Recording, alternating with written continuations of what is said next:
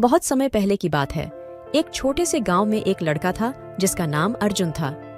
अर्जुन का दिल बड़ा ही शुद्ध और सच्चा था।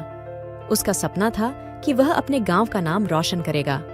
एक दिन अर्जुन ने अपने गांव के ऋषि से मिला। ऋषि ने उसे एक चमत्कारी औषधि दी और कहा, यह औषधि तुम्हें एक अद्वितीय आध्यात्मिक यात्रा पर ले जाएगी। औषधि का स्वाद अजीब था, लेकिन अर्जुन ने उसे पी लिया। एक ही समय में वह एक अद्वितीय दुनिया में चला गया। पहले ही कदम पर उसे एक विचित्र पथ मिला जो अलग अलग रंगों से भरा हुआ था। हर कदम पर एक नया रंग उसकी आत्मा में भरा। वह उत्साहित होकर आगे बढ़ता गया। एक दिन एक वृक्ष के नीचे वह एक दिव्य फूल देखा। फूल ने उससे कहा, तुम्हें अपने सपनों की पूर्ति के लिए अपनी शक्तियों का सही उपयोग करना होगा। फूल की बातों ने अर्जुन को और भी प्रेरित किया। वह आगे बढ़ता रहा और एक अद्वितीय झील पर पहुंचा।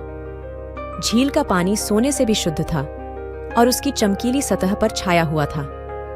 वहां एक हंस उसका स्वागत करता हुआ बोला, तू एक विशेष प्रवाह में है। इस प्रवाह का सही दिशा में जाना होगा, तब तू अपनी मंजिल तक पहुंचेगा।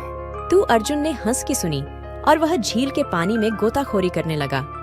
वह ने सही दिशा में प्रवाहित होने का अनुभव किया और अच्छी तरह से उसकी दिशा बदल ली।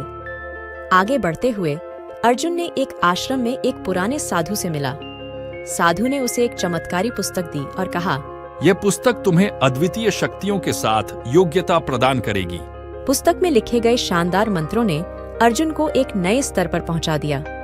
उसने अपनी आत्मा को शुद्ध किया और उसने अपनी आत्मा की गहराइयों में छुपी शक्तियों का अनुभव किया। अब अर्जुन को यह सब सीख मिल गई थी कि वह अपनी शक्तियों का सही रूप से उपयोग कर सकता है।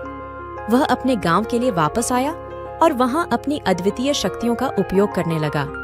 उसने एक शिक्षा केंद्र खोला जहां वह गरीबों को निःशुल्क शिक्षा देता था।